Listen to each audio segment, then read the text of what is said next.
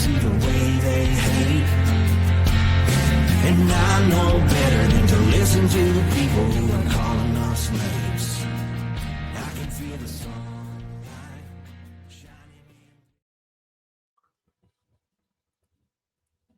Well, good morning and welcome to episode 865 of the Lots Project Morning Show, where the coffee's strong, the opinions are stronger, and everything is always filter free. I'm Brian, your host, and it's December 1st, 2025.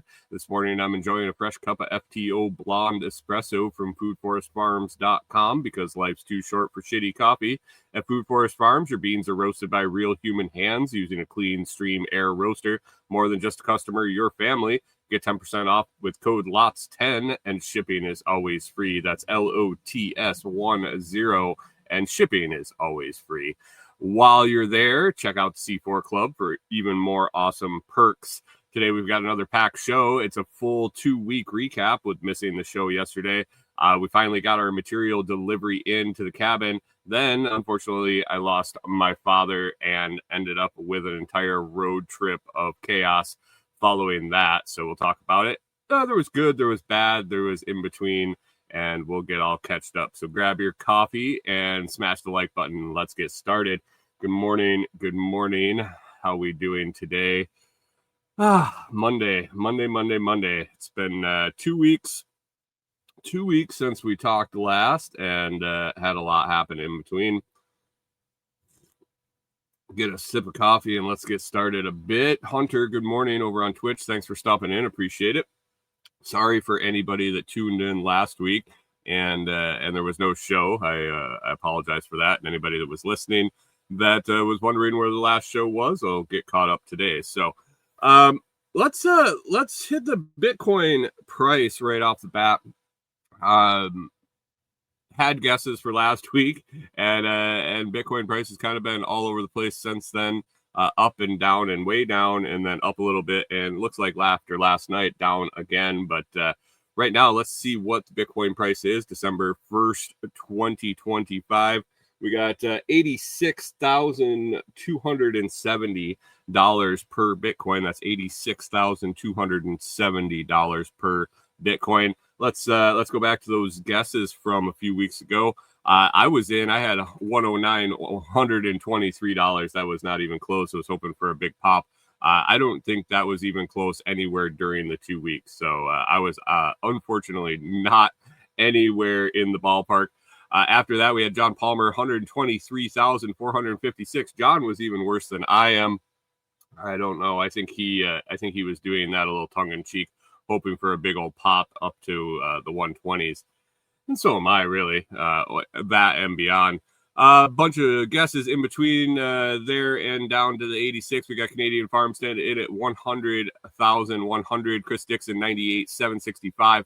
Pip threw in 198,178 and 34 cents. Pip always very exact with his guesses. Blueberry, Texas over in Telegram group, 96,484. Palm Tree in with his first guess in the game. We had 95,000. Sean over there in Telegram group, and Carson. Sean was in at 91,500, and Carson. If we played Price is Right rules, and we did closest without going over, Carson would have ended up being right with his guess at 60,000. I think there would have been a lot of people scrambling to find some dry powder and throw some buys in if we hit 60,000 or anywhere on the way down there. But the winner again, 2 weeks in a row, I guess two games in a row, I guess isn't 2 weeks in a row, but 2 shows in a row. Winner came in as Scrambling's guess of 89,800. 89,800. He was again about 3,500 off. I think that's if I recall right, that's about where he was at last time he won. So if you want to get in on the Bitcoin price guess game, you can head over to the Telegram chat at t.me/LotsChat. That's t.me/LotsChat. There'll be a pinned post there. If you hit the pinned post, just reply to that and let us know what your guess is for the Bitcoin price next Monday morning, right around 6 o'clock when we start the show. then we will see who wins.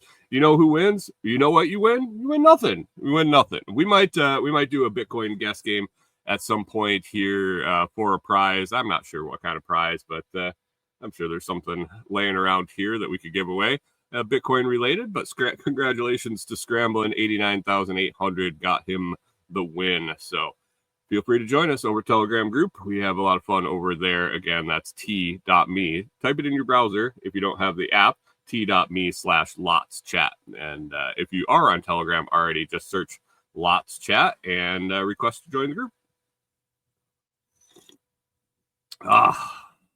Coffee's good.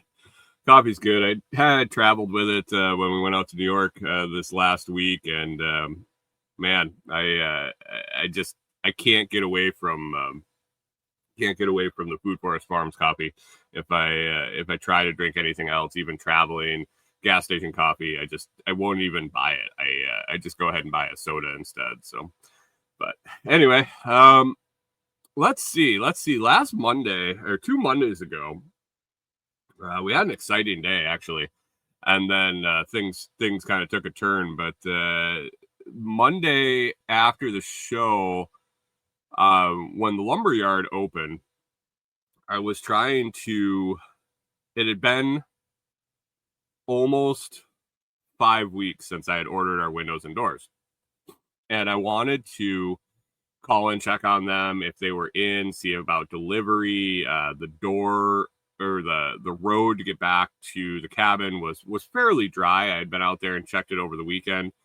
Prior to that, it was dry. I could drive in and out. I thought a delivery truck was easily going to be able to drive in or out. I mean, really any type of delivery truck. And so I was calling to check in on the windows and doors, and at the same time we were going to have a bunch of lumber delivered when that arrived for the framing out the walls. And so I had that order ready to put in as soon as the windows and doors were there, and then everything could get delivered at once. So I called after the show last Monday, and excuse me 1 minute, guys. Got to take care of something real quick.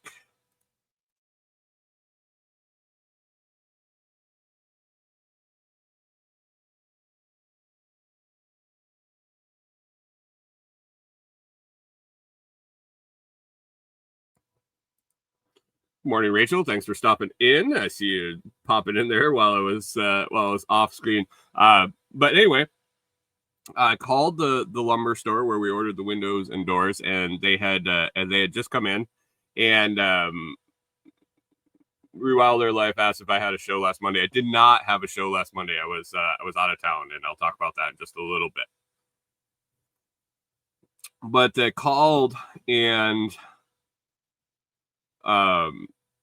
the windows and doors had come in. I looked at the weather forecast, and Tuesday night into Wednesday was supposed to start raining. We were supposed to get a significant amount of rain, and I was pretty sure that with that rain, we wouldn't be able to get a delivery truck in and out of the bare clay hills, because we still haven't gotten the chert down. That's in the process, actually. Haven't got a firm update on it, but it looks like that's getting closer, so that's good. So I was talking to the guy at the lumber store. I said, hey, is there any way that we could get those windows and doors, and then 300 pieces of 2x6x12 and 30 pieces of 2x4x12? Can we get that delivered tomorrow? Is there any way before the rain you could get that loaded in and schedule delivery? And I didn't think there was any way in 24-hour turnaround that they were gonna be able to do that. But luckily enough, they didn't have a whole lot on the schedule, on the delivery schedule. They were able to work it out that the next day, so Tuesday mid-morning, we were going to get a delivery. We were going to get our windows, doors, and framing lumber. And I was pretty sure we were going to make it before the rain. So I was excited about that, get it in.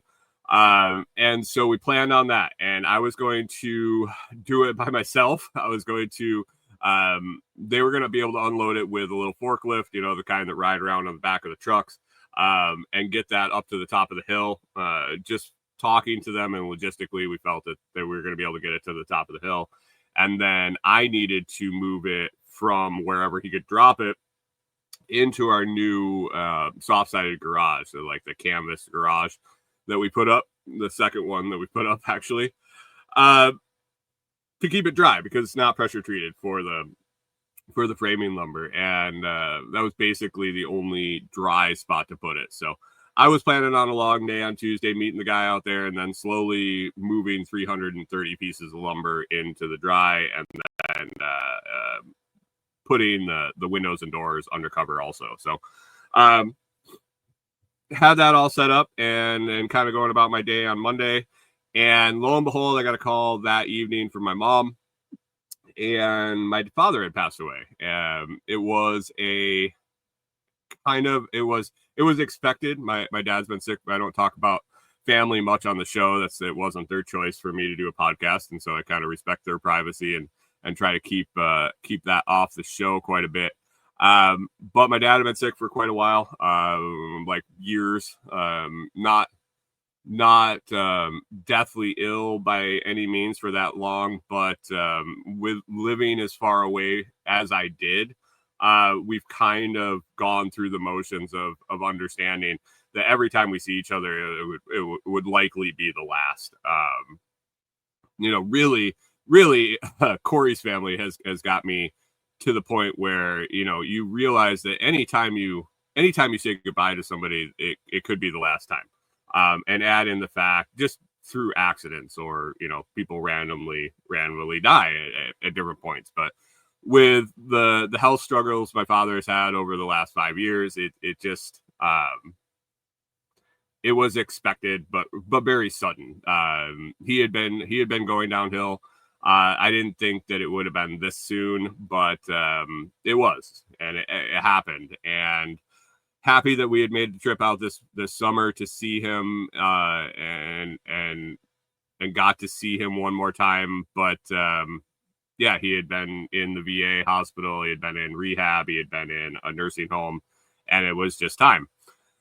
So that really, that call kind of sent things into a little bit of spiral. That was late in the evening on Monday.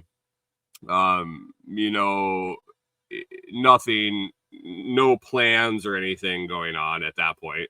Obviously, at 8:00 in the evening, not really knowing what's going on. So I still had my delivery coming the next day. So I had to focus on that. I told my mom and my sister we're going to be taking care of making arrangements with my dad. I said, I'm going to be off the grid for most of the day the next day, trying to put that lumber load away and coordinate all of that. I said, figure out what's going on. We'll regroup Tuesday afternoon and figure out getting out to New York and funeral plans and all of that stuff. Corey was kind enough to take the day off on Tuesday and come out and help me with the material load. So that came in on Tuesday.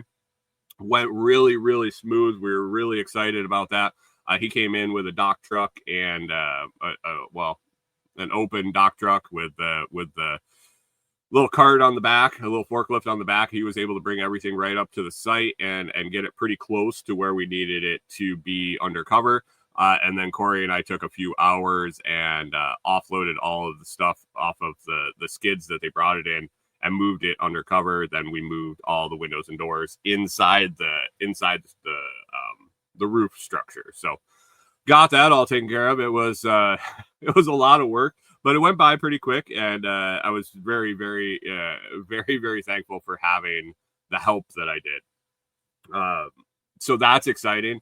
Got that all buttoned up and got things kind of secured because we didn't know really when we were going to be back out, when the trip was, how our trip was going to go, when we were going to be able to get back to start working on the framing. So it was kind of bittersweet. We got our material order in that we had been waiting for quite a while. And then we were going to have to plan to go out of town immediately after that. So We did make it in before the rain, and then it rained quite heavily that night, and then a few days after. So we were happy to have that new shed or new soft-sided garage. I don't know really what to call it. It's that like plasticky canvas soft-sided garage tent that also went up pretty easy. But that was all buttoned up. Corey and I came home. We got a hold of my mom,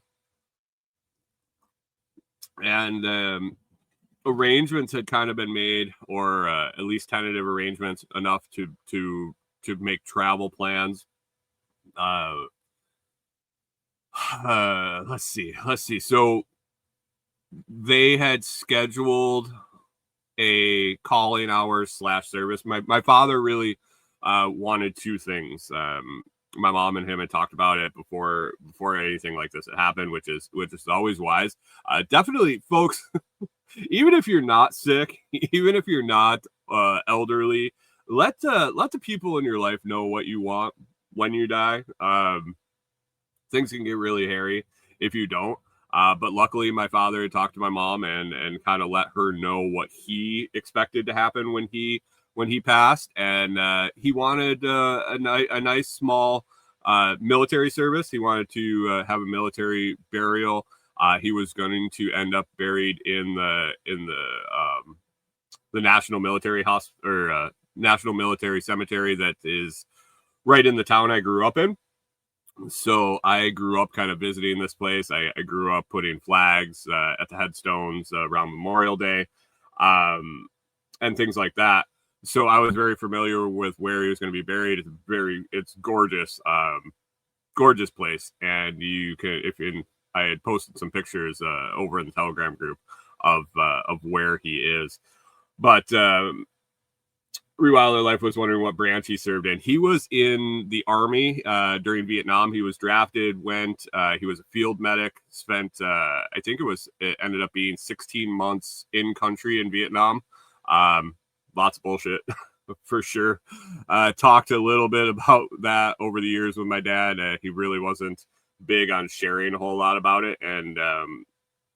But he was very, very proud to be a veteran. And that was a big thing. He wanted his veteran service. He wanted his veteran service. He wanted the veteran internment, and he wanted also an Elks ceremony. So my dad was a member of the Elks Club for over 50 years. I believe he was initiated back in 1971, and spent quite a bit of time working with the Elks. He ended up being state vice president for New York, the New York state vice president of the Elks Club. He did all the different things that you can do throughout the organization. It was a big part of his life. It was a big part of my life, and I ended up being initiated into the Elks like directly after my 21st birthday. It was kind of that big in our world. So he wanted a small elk ceremony that they do for elks that pass, and so it really worked out to have a calling hours on Monday night, and then the internment and burial at the cemetery on Tuesday. So it gave us some time to make some arrangements to get up there from Tennessee. With traveling, we were gonna be traveling with the dogs again, and this time, looking at the weather, really, we decided that we needed to also figure out how to bring the cat with us. The cat would have probably been okay, but you never know. You never know. So we wanted to take her with us to avoid coming back to either a disaster of her just tearing up the whole inside of the camper, or worse. Who knows? So we went about trying to plan a trip with our two dogs, Corey and I, and the cat. We knew from the trip out this past summer that we really liked the Chrysler Pacifica for traveling with the dogs. It worked really well with the stow and go seats and everything. The cat seemed to travel really well when we'd go to the vet. Half an hour one way. So we were hoping that half an hour turned into 15 hours would go well too. talk about that in a second. But we went about looking for rental cars and a place to stay when we were out there. Couldn't really stay with my mom. My sister was going to stay at my mom's with her dogs and her kids, and we just didn't want to deal with that. So we were looking for an Airbnb in the area that allowed pets. Rental car, easy. Went on Enterprise and reserved a Chrysler Pacifica for the time we needed it. Booked it a day early to be able to get set up the night before and be ready to roll, because we drive through in one straight shot. So we like to leave at like 4 a.m, and it's about a 15-hour drive to get to my mom's house. So booked the car, found an Airbnb that was really nice. As we were looking at them, it was mostly Corey and I were looking at it. I went through and pre-selected about probably a half a dozen Airbnbs that were local enough to my mom and where we're going to have to be, and then had some of the amenities. I kind of sky high overview, and made sure they had pets or allowed pets, and the price was semi reasonable. Being in lake country, you never know.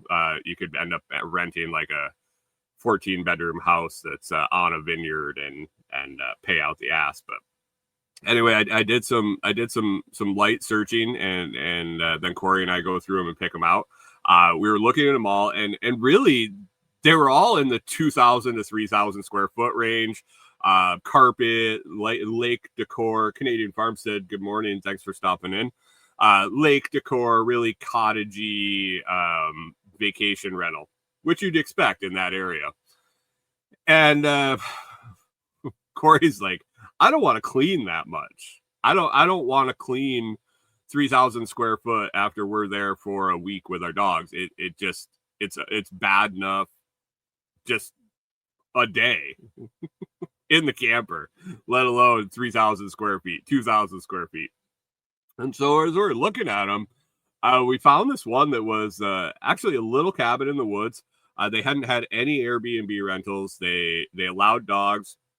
The whole thing was basically hardwood or wood, very, very little carpet, which is ideal for us. And it was a total of like 650 square feet, which we were ecstatic. Rewild Their Life says Corey and her think alike.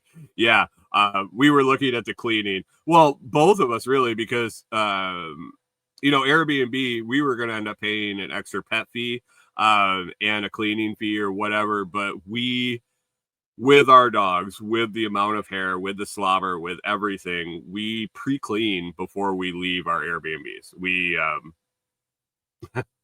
have to, but we try to make it look like when we walked in, even though we are quote unquote paying for a pet cleaning fee and another fee. We don't like to leave a mess.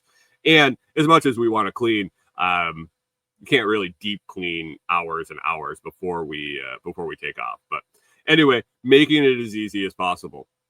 And the second benefit to this one was it's really close to the size of the cabin we're building right now. Our enclosed area is like 735 or 735 square feet or something like that.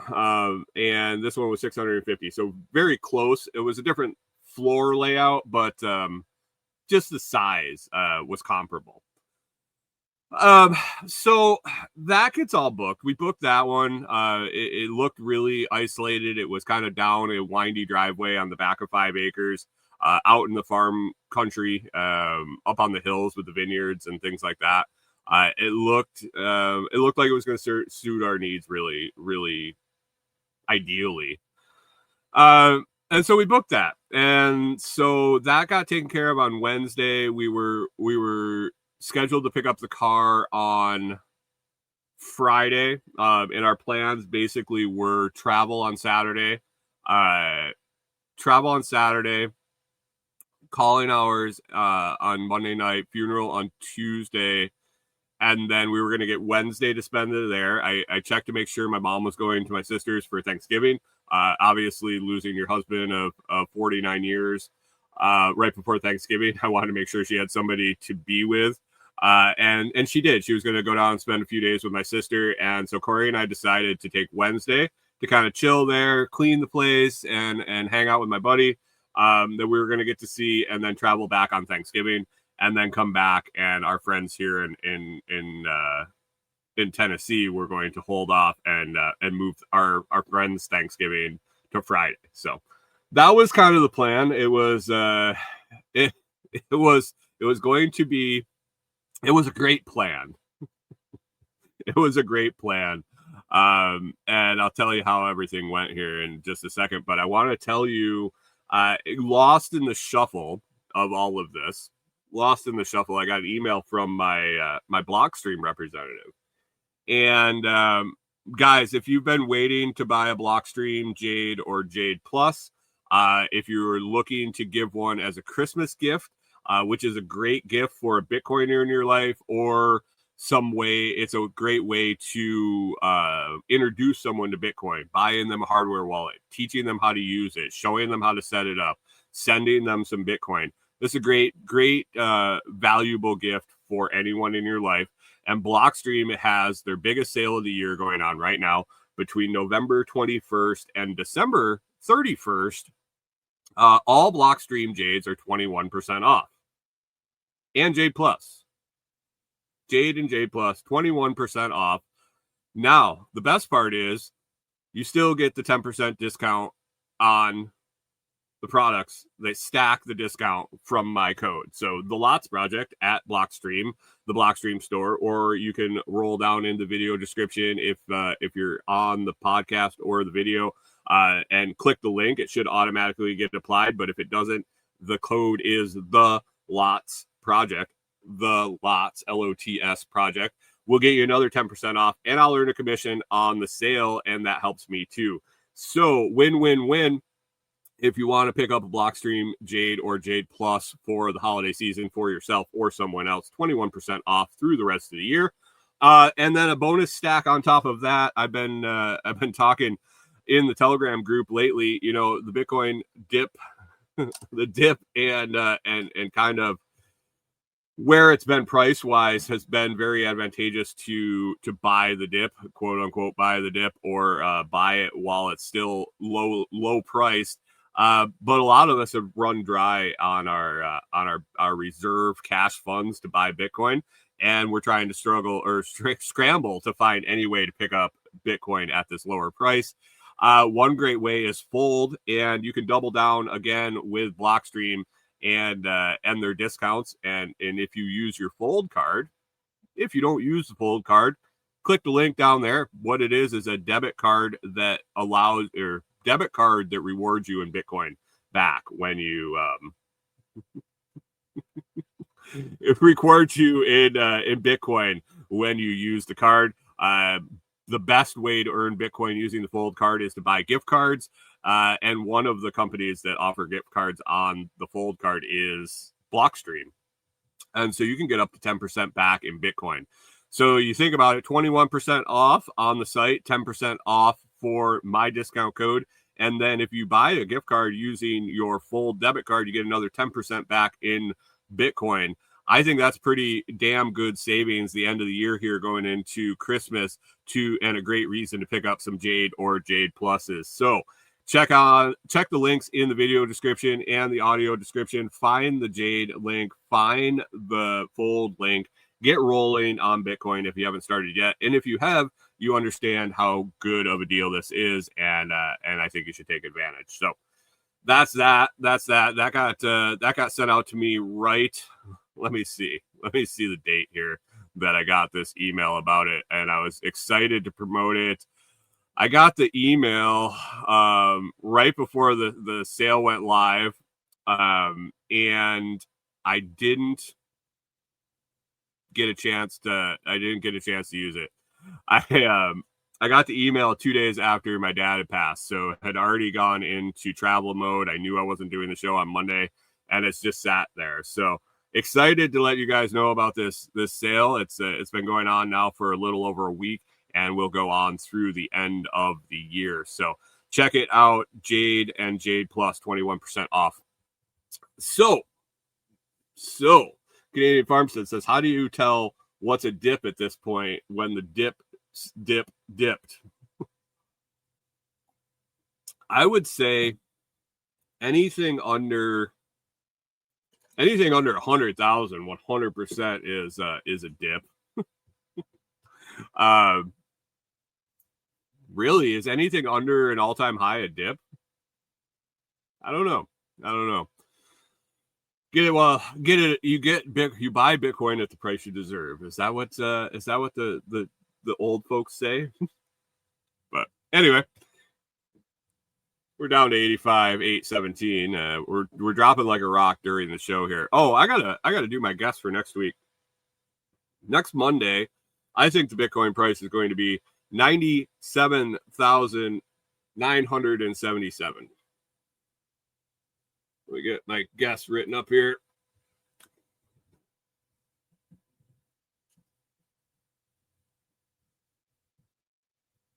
Let's do 97,979 is my guess for next Monday's Bitcoin price. If you want to jump in on the Bitcoin price guess game, head on over to the Telegram chat, and the post will be pinned after the show this morning.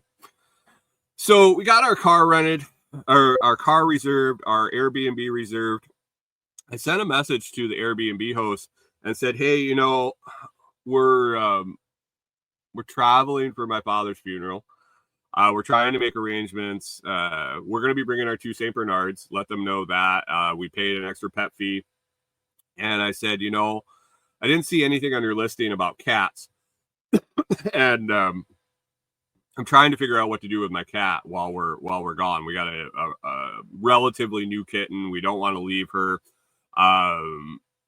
Is there any way we can bring her? And they were very accommodating. They said, we don't normally allow cats, which it was their first rental. So I don't know what normally allow and normally don't allow. Maybe they have other rentals or whatnot. But if you keep it in a kennel or a cage of some sort while you're not there, while you're sleeping, so it doesn't tear up the furniture and things like that, you're welcome to bring it.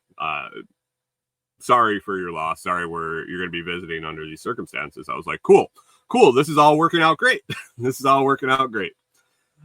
So Friday came. Corey and I were going to go pick up the rental car. We both had to go buy dress clothes because I didn't have any anymore, and B, they wouldn't have fit anyway.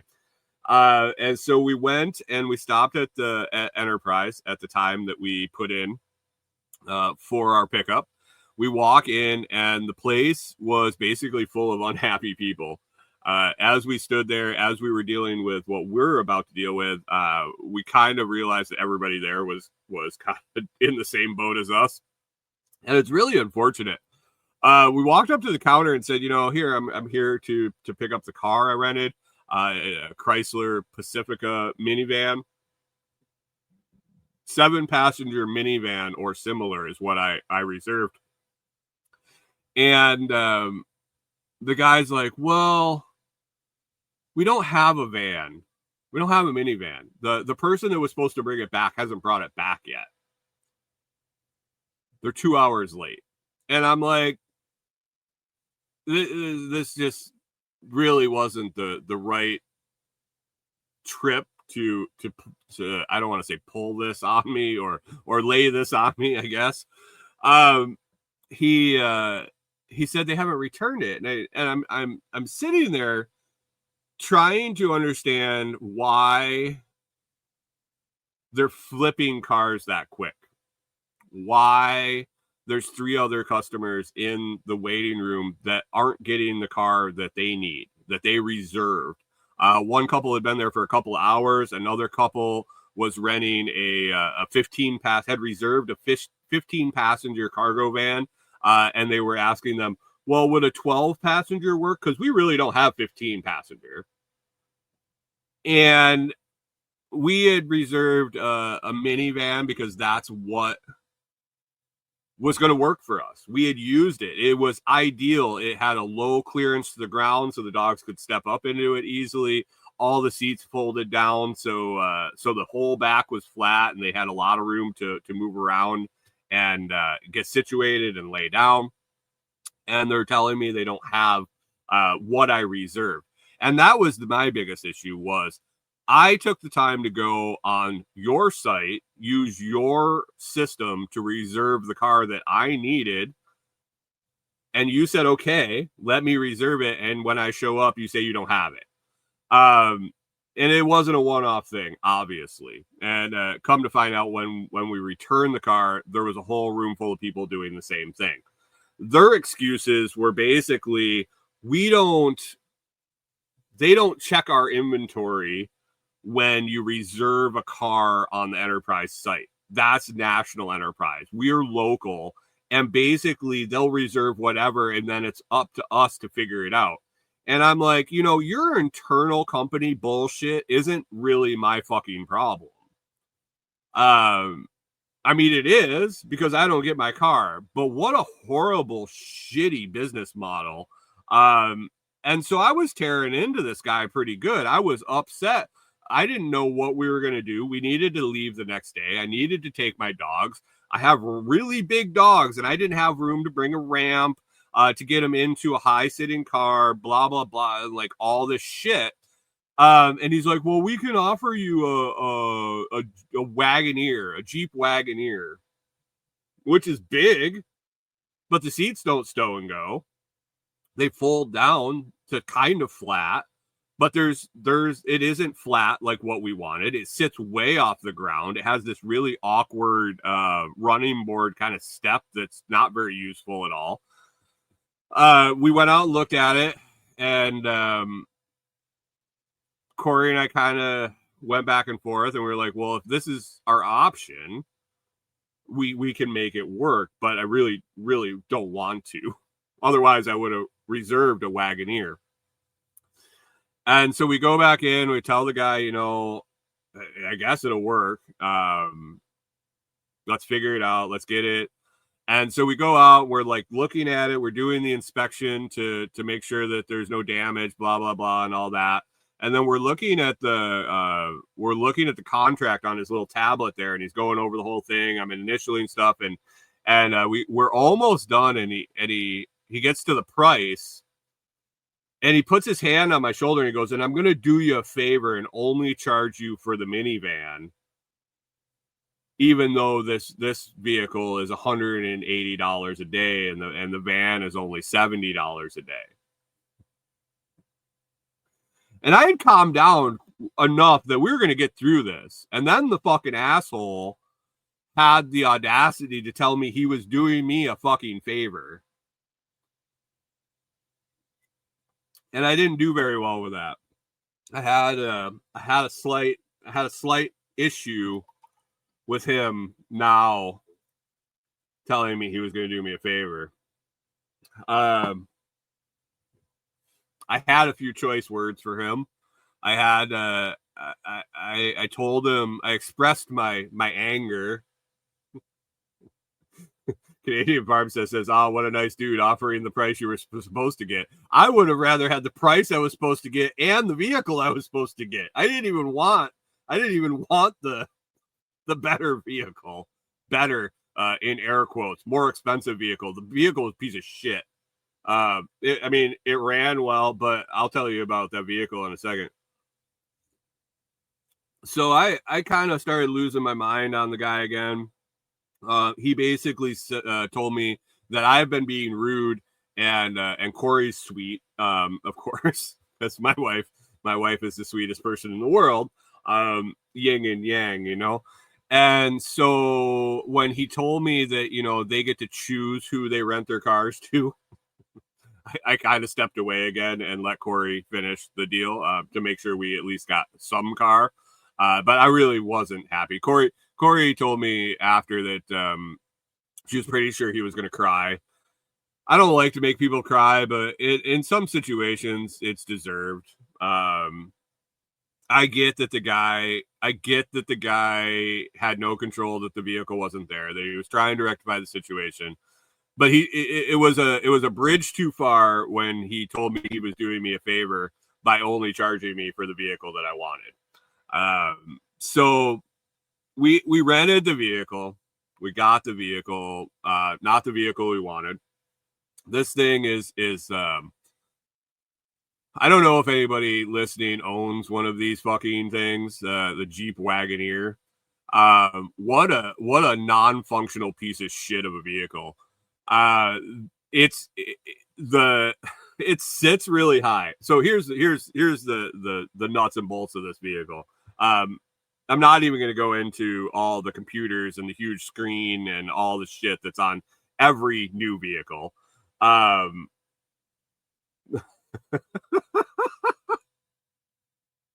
Canadian Farmstead says, you need to carry around copies of the Daily Stoic to hand out to people you interact with. Maybe because it's working so well for me. Is that why I should hand it out? Here, a first-hand recommendation. I read it. If you want to be as angry as me, you should read it too. Actually, I'm getting back to that after this whole trip. Lots of changes on my horizon from this trip, but Free Wilder Life says there's a reason we'll never own a Jeep. Yeah. So besides the fact that everything's fucking computerized, that's just across the board with any vehicles now. This Jeep, it sits super high. Not quite as high as our F-250, but high enough where I can't just sit into the seat. I got to kind of step up into it. I got to step down out of it. But they have this really freaking useless running board step thing that is basically 3/4 of the way under the lip of the door. So it's not really a step. It's just in the fucking way. Hey, good morning, Mike Homestead. He says I could explain to them that the Daily Stoic is the only reason they're still alive. I mean, yeah, I guess if they had seen it before and after. I've come so far. I'm just not quite there yet. But basically, this little step, for me as a human, I couldn't. It was more of a tripping hazard than anything. On the way in, because your toe could barely get onto it to step up into the vehicle. It was in an awkward mid-range, and when I got out of the vehicle, all I did was hit my fucking calf on it. Because as you're getting out of the vehicle, your heel is not going to hit it, and you can't see it. And so as you're getting out of the vehicle, all you do is bang your leg on it, and it's just awkward. The dogs had a really hard time with it, both on the way in and out. The back seat, basically, if you're using, so there was 2 rows of seats in the back. And if you're using the second row, the back row, I guess it'd be the third row, the furthest back row, and you have to literally crawl over the seats in the front. So you can put them down, but there's no, like, in the old minivans and stuff like that, there would be like an aisle you could actually walk, and you had to kind of scoot around and duck down, but you could walk to the seats in the back. You literally had to fucking crawl over the seats. So I'm thinking, if my mom ever had to sit in the back, I had a tough time crawling back there. If my mom ever had to sit in the back, there was no way that it was ever going to happen. Wilder Life says, I've ended up on my back with those damn side rails. I could imagine it wouldn't work out well if it had been slippery or anything like that. It was horrible. Then they cost us a shitload more gas, and it was just, I will never own a Jeep Wagoneer. 100% never own a Jeep Wagoneer. But the car ran, it got us there, it got us back. It was just really hard to use. Luckily, we only had to get the dogs in and out maybe once. I think we did once on each trip. They're big enough, and they can hold their bladder and their poop long enough to make it halfway. So we got him in when we left. We got him out and in one stop and got him out when we got there, and then mirrored that on the way back. So in and out was limited into the vehicle. And so we kind of made it work. It was okay. I wasn't really thrilled about it. I was expecting Norman to hurt himself. We had to help lift them in. Basically, they could crawl up with their front feet, and we had to lift their ass and help them into the vehicle because they couldn't figure out how to climb up this mountain of fucking railings and shit on the side. So that was that. The rental car was just an absolute piece of shit. The whole process. So I'm trying to figure out. I think we're going to end up going back this summer to see my mom and do some stuff. And so I'm trying to figure out how to work with Enterprise to get the car we wanted. They said it's all corporate's fault because they take reservations and they don't check with them. So I'm wondering if I call the local branch and try to reserve the vehicle directly through them, if I'll be able to get the vehicle I want. But I don't know. I've looked and it doesn't seem to be Enterprise specific. It seems like every rental car agency that I search and look about this issue is the same. It just looks the same. So that was I'm just over renting cars, but I can't take my truck. I mean, I suppose I could take my truck all the way up there, but it doesn't make sense. It's cheaper to rent one than deal with that. So there is that. Like I said earlier, when Corey returned it, I let Corey return it. I didn't want to go in. And I forgot about the whole card issue. They wouldn't let me use my card, but it was the same card I used the rental before this past summer, and they couldn't figure out how in the world it was ever used. But there must have been a way because they could see it in my account that I had used it. Something to do with Visa versus debit versus credit versus I was like, really? On top of not having our vehicle. So basically, Enterprise was a big 0 rating for the trip. The Airbnb was fantastic. It was refreshing to be out of the camper and into something. I want to say spacious. It was 650 square feet. It was perfect. It really was. We stayed there. It was like I said, at the end of a Canadian Farm says that Bitcoin fixes that. No shit. Bitcoin and smart contracts, because all they wanted was a deposit, and I was like, it was a long story. I'm not even going to worry about it anymore. But the cabin, we checked in, we stayed there, and basically it made me realize we need to get into our cabin and get it built. It was so nice to be able to walk around inside, comparing it to the camper with the dogs, with everything. And it was just refreshing to be there, let me tell you. And so it lit a fire for sure to get working on the cabin, to get that finished, to get moved in there. It was really nice to stay there. The whole trip went fine. Got to see my son. He came up for his grandpa's funeral. Service was really nice.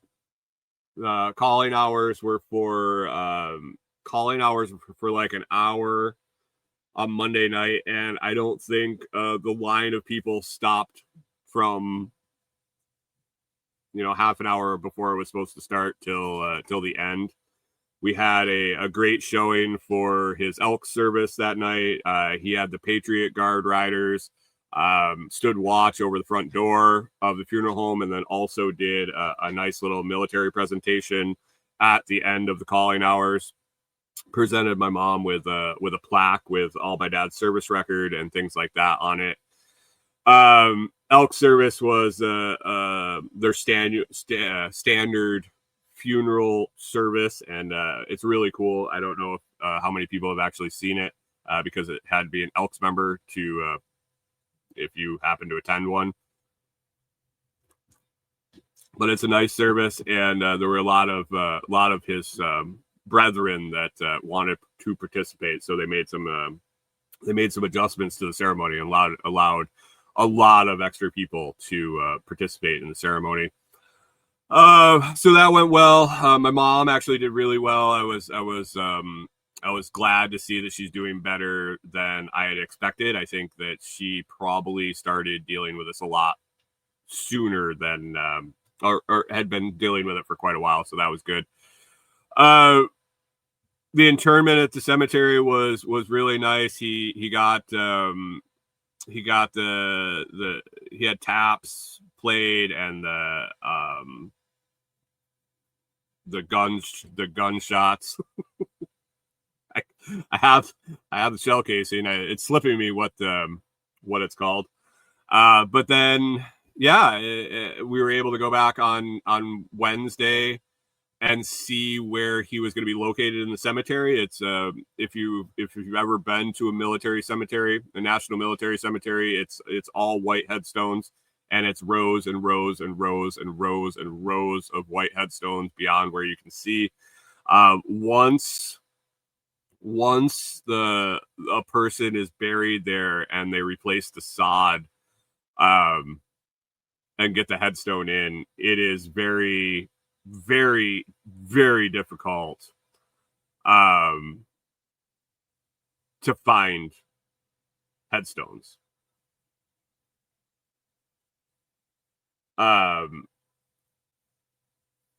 So we wanted to go out where the grave was still fresh, that he was in a new section, so we could kind of get our bearings with a reference point.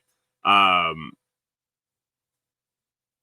so we went out, and my mom happened to be stopping at the same time. We got to spend a little bit more time with her. We got familiar with where he is in the cemetery, got some reference points on some some drain hole covers and some different stuff, to where when we go back there this summer and his headstone is in place and the sod is all grown back in, we'll at least know the general area where he's at. We have his headstone number, and we have the section, but basically the map gets you to the section, and then you have to find the number. So being familiar with the cemetery, I knew it was a good idea to get up there and get kind of a perspective of where he's at. And then while we were there, Corey and I got some really nice videos and pictures of the whole cemetery there in Bath, the Bath National Veteran Cemetery. So been around since the mid 1800s. It was actually around before that, but it became a national cemetery in the mid 1800s. So lots and lots of graves there, tens of thousands actually. Rewilder Life says we're still testing to figure out what to do with the shells from my hubby's dad's. And Hunter says I got jumped on at the airport for having a spent casing in my bag. That's my son was actually caught that. He was flying back to Florida and he had been given one of the casings, and beyond me, I wouldn't have ever thought of it. He asked his grandma to mail it to him after he got home, because he wasn't sure he could take it on the plane with him, and good for him, because saved him some hassle on his way back to Florida. So it was good. It was a good trip. The drive home went well, pretty smooth, and the returning of the car went well. One other thing that happened, kind of eye-opening, I guess, was when we went over to Kohl's to buy our dress clothes. When did dress clothes get so expensive? Holy shit. Corey and I picked up a suit, like a piecemeal suit, and a pair of jeans.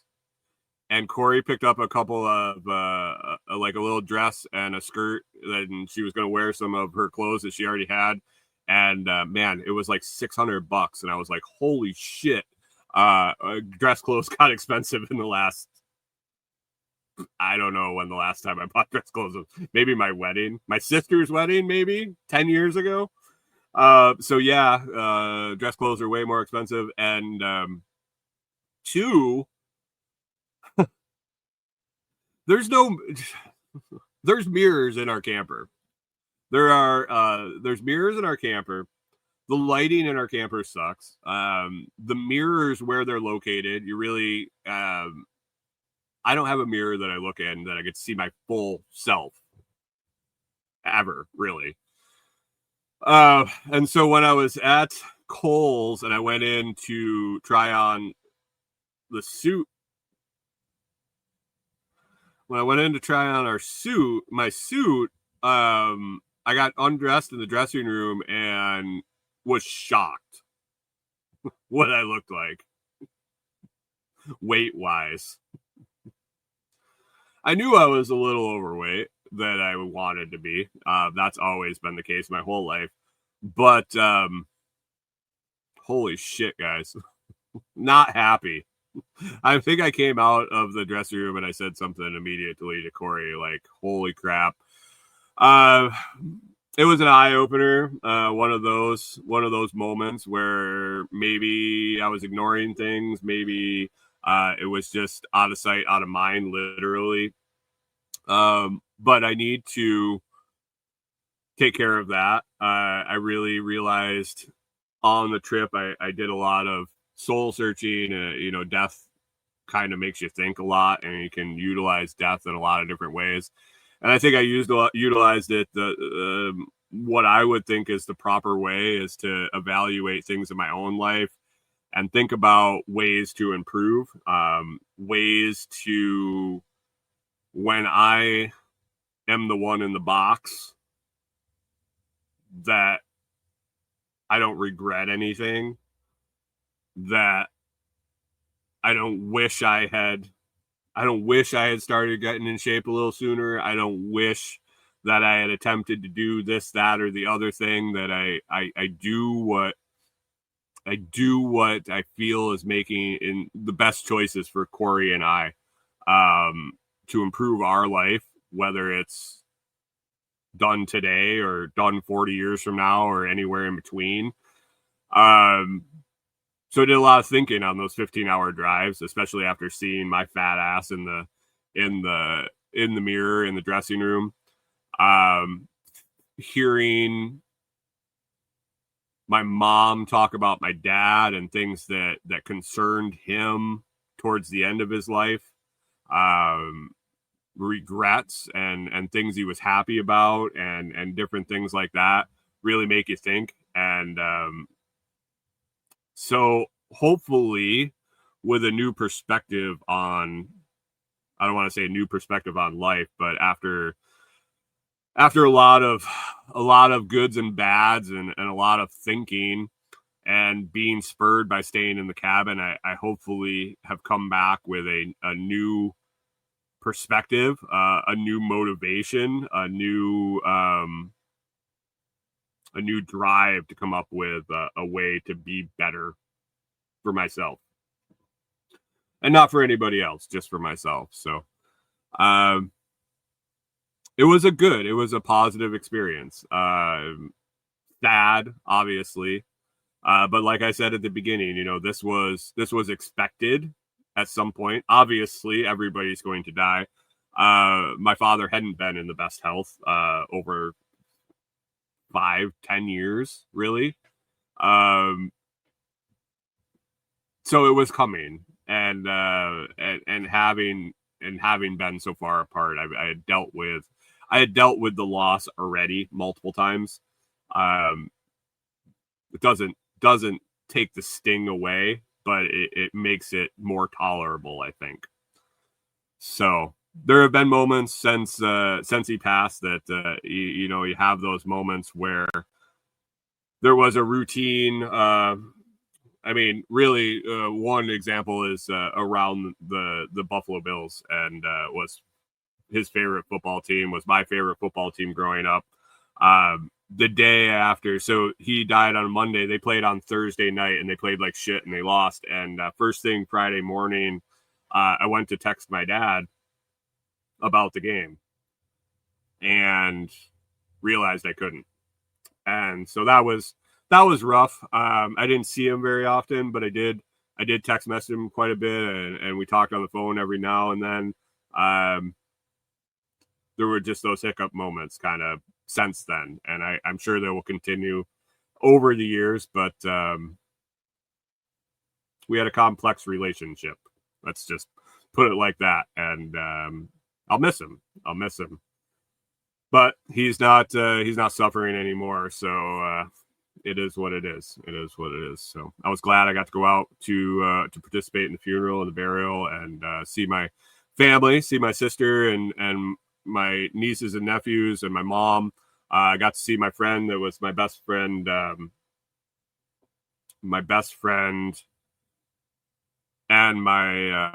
the best man in my wedding. Hadn't seen him since our wedding, so almost a decade, and got to hang out with him quite a bit. And yeah, it was a good trip. So we're back now and trying to figure out the road back to the cabin, but I have material back there, so if anything, I can start walking back and getting a little bit of work done here and there, and get that framed out, get the windows in, and get rolling and get moved out there sooner rather than later. So anyway, didn't really do a whole lot of planning for the show. I've been kind of we got back on Thursday, spent Friday doing some stuff. Saturday, Sunday we're busy, and getting back into it this week. So hopefully next week I'll have a bunch of new stuff and a lot of new information for you guys. Like I said earlier in the show, block stream, Jade and Jade Plus 21% off. Add on another 10% for my discount code, and if you buy it on Fold, get 10% back in Bitcoin for buying a gift card over there. So, guys, it's been about an hour. We're hitting 7:00, so I hope you all have a great week. Come over and check us out in the Telegram group. Make a Bitcoin price guess for next Monday, or just hang out and enjoy the crowd over there. Great group of people, and I enjoy hanging out with them on a daily basis. So other than that, thanks for listening. If you could give it a like, give it a share with someone you think would like listening to the show. And then we will catch up with you again next Monday.